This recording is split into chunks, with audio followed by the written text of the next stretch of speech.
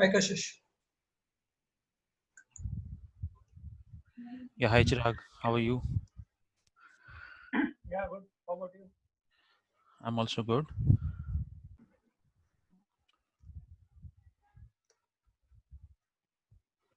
Let me know once my screen is visible. Yeah, it is. All Yes. right.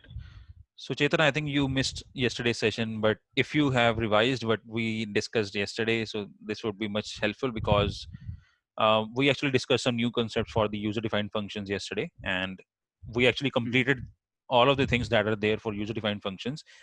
And now we are introducing one another topic, which is new to all of us, which is known as lambda functions.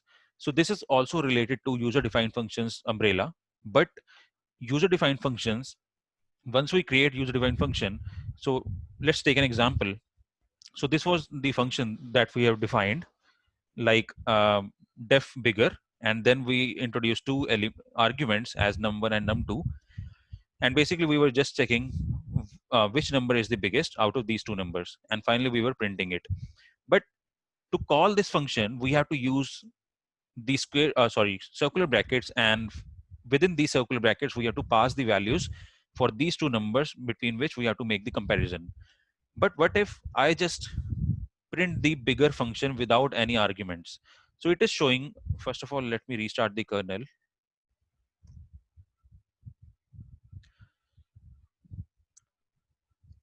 Okay, now if I print this, we can see that it is printing it is telling that the bigger is a function in Python and it exists at this memory location.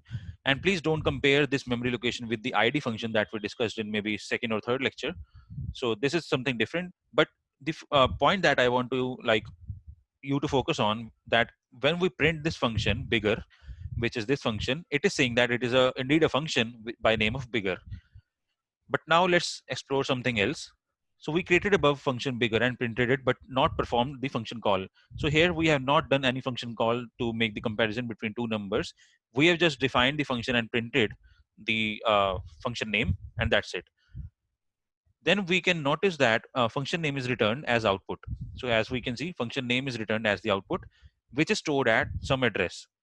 Now do not compare this with the id function. I have repeated this thing. Then finally, we are printing the ID of bigger just to show you that this is something different than the ID of this function. So ID of bigger, and then we are checking type of bigger. Let's see what is the answer. So once, like, if I create a variable like num is equal to 10, that means we are creating a variable of integer data type. But now if I'm checking the data type of any function, which is bigger in this case, so it is printing that it belongs to class function. So first point that I have to like you to note here is it is all the functions belong to class function, and this is the actual id at which this function is stored in the memory. So this address is different than the this address.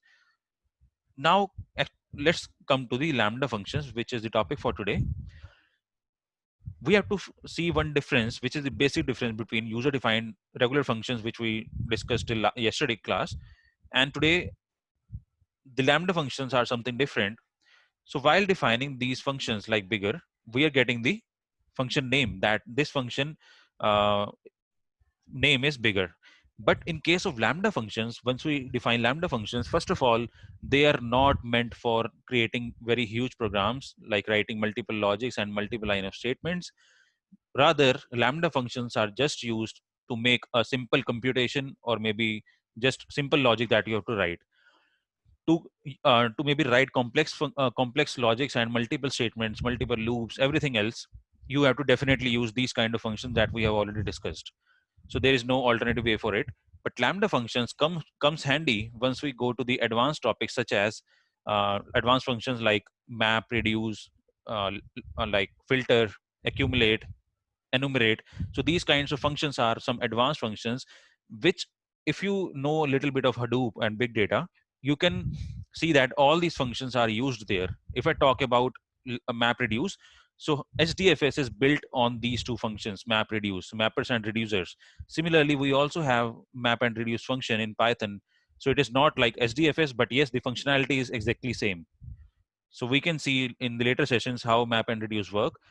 So while using map and reduce functions and other advanced functions, and maybe if you know about deep learning and TensorFlow library, so later on, like you can check that in TensorFlow, these functions or maybe NumPy, these functions come handy while doing the computations of some mathematical calculations using the Lambda functions and some inbuilt functions of um TensorFlow or NumPy. So this was the basic idea, like why we are learning Lambda functions and where it will be used. So let's understand what are they. So Lambda functions are anonymous functions which does not specify the function name when we print them. Just like we are printing this function bigger, which is just a user-defined function. So it is printing its name. But once we create Lambda function, it will not print its name. So the basic difference is Lambda functions are known as anonymous function. They don't tell that this is my function name. So we can achieve their functionality, or maybe we can run those functions, but we cannot identify that what is the function name. So they are anonymous in Python. Now, functions that we discussed in last sessions are defined using def keyword. As we know, like above function is defined using def keyword. However, Lambda functions are defined using lambda keyword. Now, lambda functions are not meant, I have already explained, for making complex programs. And lambda functions can take any number of arguments. This is important. Lambda functions can take any number of arguments, but can only have one expression. So what do you mean by an expression? Expression can be just like maybe just addition a plus b, multiplication a multiplied by b, and can be other expression as well. We are going to take some examples for this statement. So just remember that it can take multiple arguments or any number of arguments, but can only have one expression. We cannot pass on multiple statements just like we have written here, like conditions. Then maybe we can use loops in this function. So that is not possible to write multiple expressions or statements within lambda functions. Okay, now coming to its code, it's not that complex, but the point is you should focus on the syntax that we are going to define with the lambda. Once you understand the syntax, then it is nothing to work on it.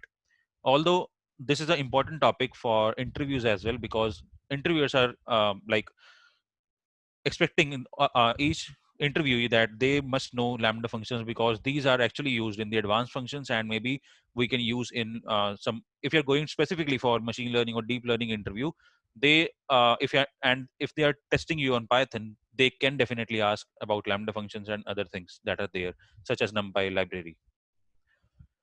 Okay, so coming to this function, first of all, we are defining a multiply function by just taking one argument, and we are just printing the logic that print num multiply by 20.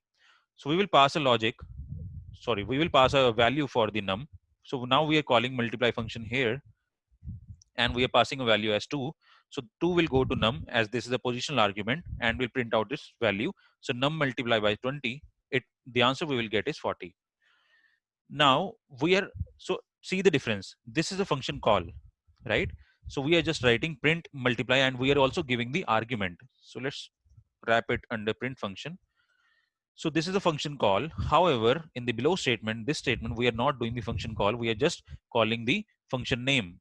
So it will tell us that this is a function by name of multiply. And then we are checking the type. So type will return that this belongs to class function.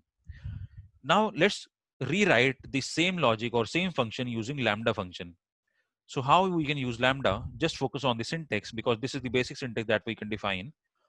So first of all, you have to write a variable, any variable it can be, then put a equal to sign, and then use the keyword lambda. This is the, you can say, beginning of a lambda statement that we are writing on Python. Then we have to specify the argument that it will take. Just like here, we are defining one argument as num. So the syntax to write in the lambda function is this. So first of all, you have to write the arguments that it will take. Suppose I'm taking multiple arguments. So I will write num1, num2 here. Similarly, here I will put a comma and write num2. So after lambda keyword, we have to define all the arguments. And let me remove it. And then we have to put a colon, so that Python knows that before colon it is an argument, and after colon we are putting an expression for it. So what is an expression? Expression will be computed based on the arguments that we are defining with lambda. So this is the argument that will pass on while calling this lambda function. This will go to this expression. Suppose num value is 2, like in this case. So it will print, not print, it will just return the value as 2 multiplied by 20 as 40. Now, how to call this lambda function? So we know that we have written this lambda statement and stored it in mult. So mult is a, you can say, variable, or a, you can say, address. So yes, we can say it as a variable or a function, we can say. So mult is a function that we have created using lambda, and we are passing on its value. So you can see that function call is exactly same like a normal user defined function. So here the function name is multiply, but here we have just kept it as mult. So the value is exactly same, 2 and 2, but logic is also same, but the syntax is different. So when we are printing, just like in this case, we are first we are making the function call, and in the next statement we are just printing the function name, but it's not the function call. And let's check the type of mult. Now we have to see the difference, that first of all it will pass on like the value as 2 here also and here also, and will give us the correct results at 40. The point to notice here is this statement and this and this statement. Let's print it. So first of all, it is saying that 40 is the value that it has returned with this print statement. So let's remove this because print is already there in the function definition. So let's rerun, and now we are getting the correct answer as, um, for the first function multiply 2, when we are calling it, so it is printing num multiply by 20. So it is giving us the correct result as 40. And now if we are printing multiply without the function arguments, so it is telling us that this is a function by a name of multiply at this address, and it belongs to class function. Now once I come to lambda, so it is printing the value as 40. That is fine. When we print the lambda function as mult, it is telling that it is a function that belongs to lambda. Basically, it's a lambda function, but it's not telling that what is its name. So likewise, in the upper function, it is telling the name, but for lambda, we don't get any name. So these are the anonymous functions in Python, but they also belongs to class function itself. The only difference that we have seen here is lambda functions are anonymous. However, the user defined functions that we discussed in last session are not anonymous. They can tell their name, like when we print it. So this is So the one basic difference. Yeah. question, Yeah. Kashish. So this multiply function can be reused anytime, but the lambda function cannot be reused. It They can be can only used once. they can also be reused. Just like we printed here, they can also be reused. Mm. So what But I if do, you, like if it's for number, sorry. like suppose I just want, since I already defined the function multiply, Uh-huh. now if I run multiply brackets 3, now I'll get Uh-huh. 20 into 3. Right. Let me do it. So for lambda again, I have to write the entire function again, mult, lambda, num, and everything. No, no, no. So this definition is stored in this variable. We have to just call this variable just like this. So let me show you. For multiply the upper function, we are passing now value as 5. And now let's do it as mult maybe 4. So what answer we will get? 5 multiplied by 20 as 100, and for mult, which is a lambda function, so we will get the value as 80. So we are getting the correct output. However, the difference Okay, is, okay, got it. so we can definitely reuse these functions. However, suppose like once we go into the advanced functions like map and reuse, you will see that to use these kind of functions, first of all we have to define them. But suppose you don't have to reuse these functions, just you have to pass on as, suppose I have to use map function. So using these user defined functions, first of all you have to define it so that you can use it in the map function or reduce function. But with lambda, you can definitely give this statement directly into map function, and it can be used. And maybe it is possible that I don't want to reuse this statement anywhere in the program, so it will save my memory to not store in a variable. So this statement can be removed, and we can directly pass on this statement in the map function directly. So this way, I don't have to create the function that will take my memory somehow, and somehow I'm also like uh, doing the efficient coding at that point of time. Maybe these concepts will be much clearer later when we discuss those kind of functions. Um, like then you will understand the difference between why we are using lambda. Got it. Got it. Thanks, Krishna. No problem. I want to add a point here. I Yep. think we call it as a one-line function for this lambda map and all. Why? Because we add this keyword, and in addition to that, we will give the argument and expression in a same line, single line. Yes. Whereas Yes. if we go to this user-defined function, in the body we will add these things, expression and all. So Yeah. it's called as one-line functions. Yes. It Lambda, is also map, known and as all. one-liner functions, because everything that we are going to define using lambda, they are just defined in one line. You cannot put it in the next lines, like different lines that we are writing here. So yeah, thanks for adding that. Okay. What if the expression is large enough? Like we have like a So lambda function there that are some is limitations with lambda. You okay. cannot create like multiple variables using lambda. You cannot use for loop with lambda. You cannot even use if elif. So for using elif, you have to tweak it somehow to use functionality of elif, because it just execute if and else. It doesn't execute elif. So I will show you how you can tweak that to use elif functionality as well. So there are some limitations. That's why in the beginning itself, I have explained it, that lambda functions are just used for small calculations or some computation that can be directly used inside some advanced functions like map, reduce, and some accumulate, enumerate. So then it comes as handy. So, and also we don't have to define such functions like this which will take consume our memory somehow, and we can directly pass on this statement inside the function like map, and those can produce the results. So where we just need small computations and like process everything in just one line, this comes handy. Mhm. And after this colon in this lambda definition, so if you put this in the next line, do you get error? Let's try. Yes, yes. Definitely. Okay. But if we That is why use we call it as a one line.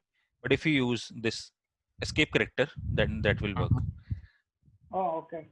So I didn't want to mention it here because I wanted to like tell it once we do some advanced programming, but yeah, that's fine. So in Python, to write multiple statements in just one line, sorry, or multiple lines, you can use this escape character. This is the same escape character that we discussed, I think, in second or third session while working with string formatting. So even if I write 20 in the next line Yeah, slash and slash, this will still work.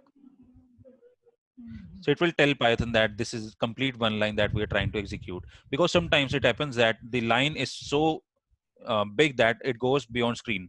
So then we want to like show it completely on one screen. So that's why we put it slash in the end. Okay. Yep. But actually it's, you can see that even if I use a slash, then also we are telling Python that this is only one statement that we are executing. So hence lambda functions are indeed just one liner statement that we have to define. Okay. Yeah. All right, let me remove it so that other people watching the recording doesn't get confused. Okay. So now we understood that the difference between lambda and the normal user defined functions is that lambda are anonymous. Let's move further and let's see what all we have. In above examples, both functions belong to class function, as we can see, class function and class function here. However, it can be seen that when we printed multiply function in this function, it has printed function name, that is multiply. But when we printed mult function, it has not printed the function name. So we have already seen this. Let's proceed. Okay, so if you remember the last session, we took the salaries example and we created a user defined function. Similarly, we are taking, like, let us try to use 3 arguments in lambda function, and notice that there are multiple arguments, but just one expression after the colon. So let's understand this function that we are creating. So we are creating a lambda function by name of average salary, and this is the lambda statement that is defined here. So lambda is the keyword which will tell Python that this is the beginning of the lambda statement. Then we are defining 3 arguments that this function will take, which is Jan, Feb, and March, and then put a colon. And after colon, we have to define the expression, like what you have to do with these 3 arguments that you are taking. So we want to take the addition of these 3 arguments and divide it by 3, so that we can compute the average salary of these 3 months. So then we are calling this lambda function using the same syntax that we have seen for user defined functions. So we are calling average salary and passing on these values for these three arguments as 100, 200, and 300. But below is the alternative code that you can use. So instead of making it as static like 3, we can also give it as length function. So it will compute the length of Jan, Feb, and March. So the length will be 3 again, because we are just passing on 3 arguments. So it will compute as it will basically give us the same answer. Let's check. So it is indeed giving us the same answer as 200. Can anyone tell me, like, we passed on integer values as 100, 200, 300, but it has returned me a floating point number? May I know why from anyone? Because average function. Average, we have not used average function anywhere. So we have just used this. Because we divided, maybe. Yeah. We divided. So you should know, like, you should focus on these small things that we have passed integer, but it is returning floating number. But you should know why. These types of questions should come into your mind, like why this is happening. So you should try, like, if I am passing 3 by 4, see the answer that it is returning me. So even I have passed on 4 by 4, it is still returning me a floating number. This means in Python, when we divide, it will always return us as floating point number. Okay, so let me remove it. Okay, so let's proceed. Now we are creating a lambda function to reverse a string. So for reversing a string, you should know the concept that we discussed for string indexing, slicing, and dicing, where we discussed about multiple positions that we can play with the indexing. So suppose while doing slicing and dicing, first argument is the start position, second argument is the stop position, and third argument is the step position that we are defining. So we are again creating a lambda function by name of reverse string, and then we are writing equals to lambda keyword string, which is an argument, and colon. And to reverse a string, we have to use string, which is the argument value that we are taking, colon. That means there is no start position, there is no end position. -1 step value means start from the end. So it will start reading the argument from the end, and it will keep on going till the first position. So what it will do, it will pick up the value n first, then O, and it will go up to P. So this reverse Python will be printed on the screen. Now we are printing the, okay, here I am. Okay, difference is in the upper lambda function, we are not using print statement here, but we are using the print statement while calling the lambda function. But in the below lambda function, we have also introduced print statement directly within lambda expression that we are giving. So this is also possible that you can use functions that are there in Python directly within lambda statement if they are required, just like print statement. So let's try these answers. So you can see in the upper cell, we are getting the answer as Python, which is the same answer in here as well. But like in the upper function, you have to always write print function to print the values of the reverse string. But here we have already defined it in the lambda statement. So you don't have to define print statement again and again while calling these functions multiple times. So this is the basic difference between defining print statement and not. Okay, now the question comes, can we use if else condition within a lambda function? So answer is yes. Let's see how we can use that. So I'm writing odd even. Basically we are checking if the number is odd or even, and we are writing lambda. Then the argument is just one number that we are taking, and this is the complete expression that we are writing, and this is also a single statement that we are defining. So we are saying print even if number divided by 2 modulus 2, which basically checks the remainder, is equal to 0, else print odd. Now you have to focus on the syntax that if is coming after print statement, but else is coming before print statement. So always if and else will come in the center, and in the outer of these you have to define something. Maybe you can create a variable. I can show you in just 1 minute. So what we are saying, print even if the number doesn't leave any remainder, and else print print odd. Let's try the answer by calling this odd even function with value 9 and 4. So we should get odd and even. That is correct. So I was talking about creating a variable. I have not defined an example. So let's create one. So maybe we can write it like 1 else 2. Let's try if it works. So yes, it is printing the value as 1 or 2. So it is not required that you have to use print statement to give a value. So you can also do it like this. Let's try if it can also store the value inside a variable. So let me write a is equal to 1 if number modulus 2 equal to 0, else a is equal to 2. So yes, you can see that cannot assign to lambda. So it is giving me a syntax error that we cannot, this is not accepted. You cannot create a variable using lambda functions, but you can print a value using lambda functions. So these are some restrictions that you know.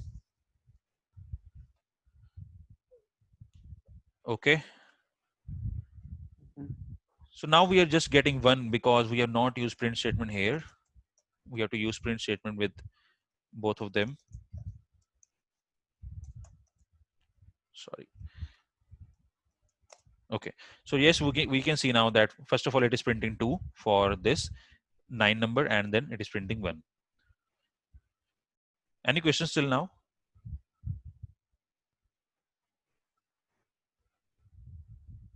Or difficult, or is it confusing somewhere? Can you scroll up, Kashish? Yeah, sure. Just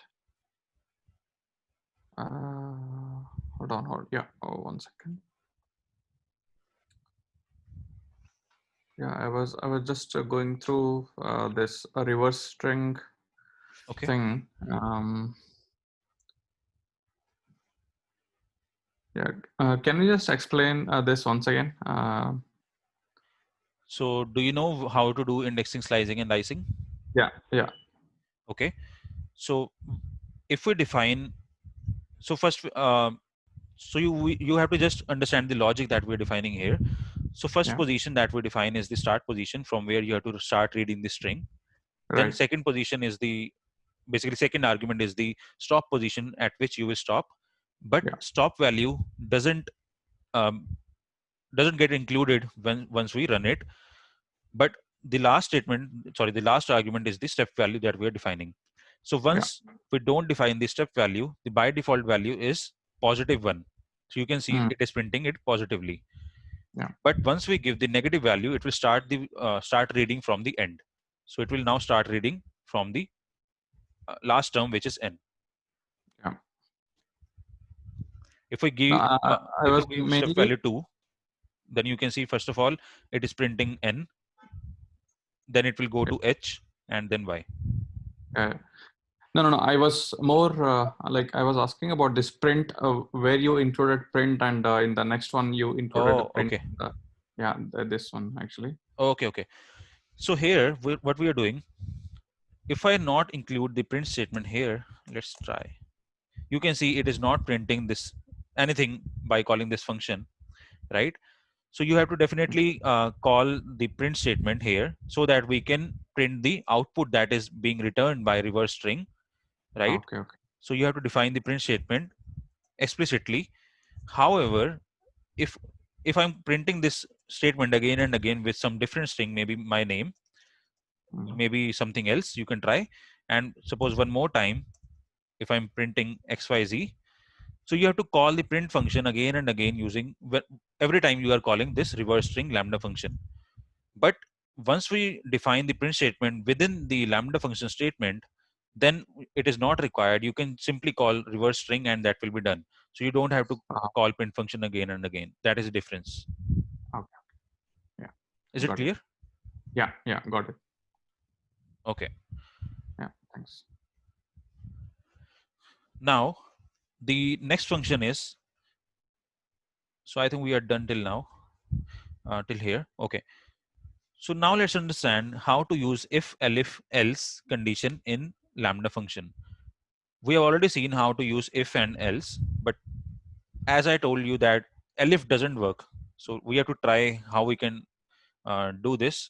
Suppose I write the same statement as, let me try. or maybe we can do if number is greater than 10. Okay, 1 if number is greater than 10, elif. So elif doesn't work, so I'm just showing you some odd thing. So elif, so 2 elif, sorry, num is less than 20 and num